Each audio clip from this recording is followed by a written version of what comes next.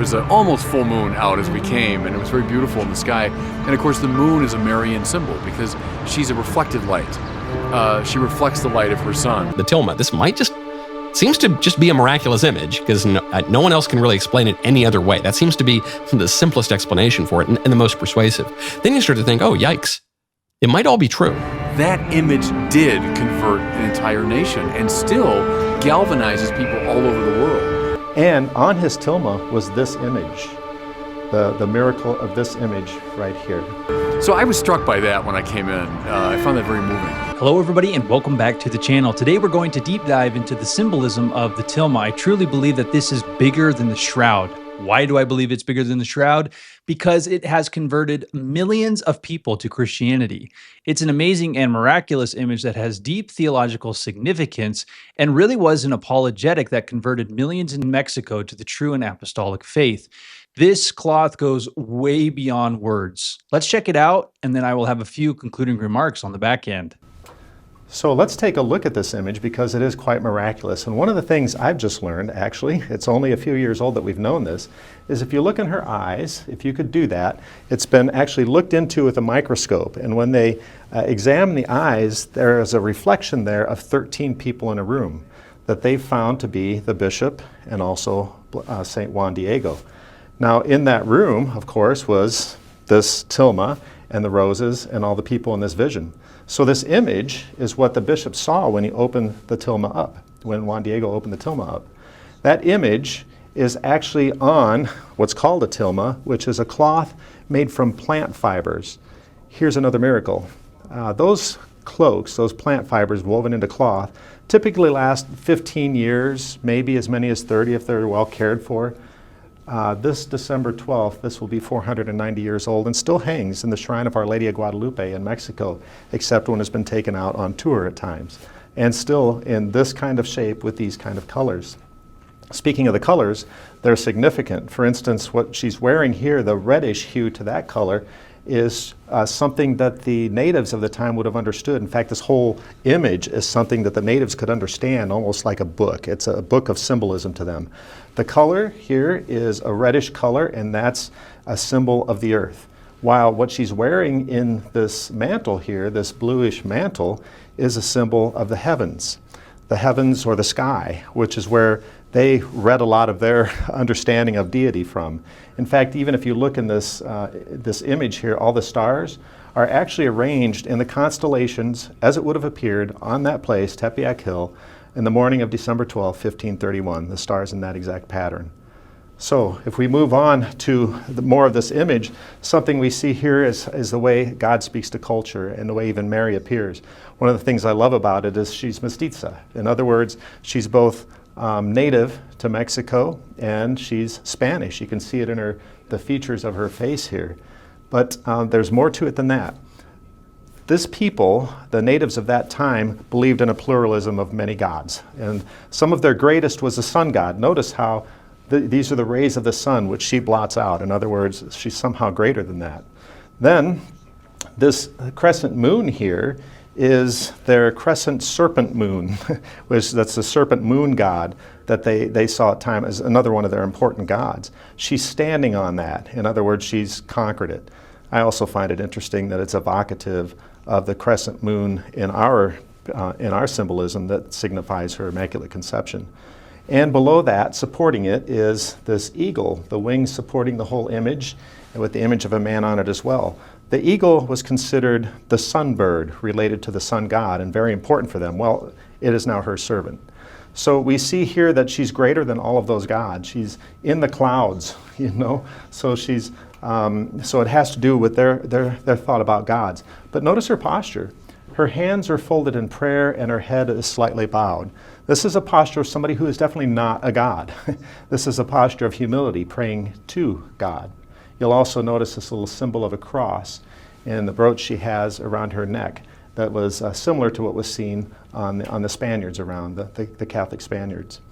Notice too her hair. The way it's parted in the middle and hangs loose is a symbol of virginity to the people of the time. But also this black ribbon that she has here is a symbol of pregnancy, that she is a mother. So she's a virgin mother, and we know what that means to us. Then, if we look even a little bit farther, we saw the heaven and the earth coming together, all the gods of the sun and the moon. She's in the clouds, and yet somehow it's a bringing together of heaven and earth for her. Now remember what that means for us. It's kind of a bringing together of humanity and divinity when we celebrate Christmas with the Christ child. A little bit more about what this is. This spoke so loudly to the natives of this time. December 12, 1531, as this began to get out, within 7 years, by 1538, 8 million natives were converted because of this image, because of how they could read the importance here, that God had come to visit them, that Mary was representing him, that she is the mother of the Christ child, the God-man, who is a coming together of heaven and earth, in which we celebrate on December 25th. All right, so to conclude our time, what I want to reflect on is the fact that God often uses signs, symbols. He'll often use icons of sorts. For example, think of in Exodus when Moses lifts up the bronze snake, and all of the Israelites that had been bitten by poisonous snakes, they were miraculously healed within a moment, and they lived. Or what about Jesus' ministry when the dove descends upon him after his baptism and you hear the voice of the Lord literally saying, this is my son in whom I am well pleased. And of course, that's the inauguration, the initiation of Christ's ministry of heaven on earth. And of course, Mary herself being the very symbol, the very divine carrier of God himself, where heaven and earth meet. I want to go back to this symbol of Moses within the wilderness and the bronze snake, because in John 3, Jesus himself uses this symbolism, this theological significant passage and story, and he connects it to himself.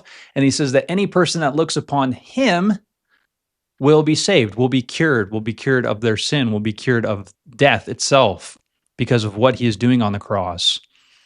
We can't underestimate symbols. We can't underestimate things like this tilma because why? Because of the result. Millions, 8 million people converted because they saw Mary and how it pointed to Christ, because she is like the moon of the sun, who is Jesus Christ. There's so much theological symbolism in the tilma that it's just mind-boggling to grasp. But connected to that, because I have in mind the people that maybe might be a little skeptical about something like the tilma, this way of God intervening. How about the Muslims and their visions that they're having of Jesus in their dreams, for example? God intervenes in ways to provide visible representations that allow you to perceive the invisible God. Of course, Jesus Christ himself is that.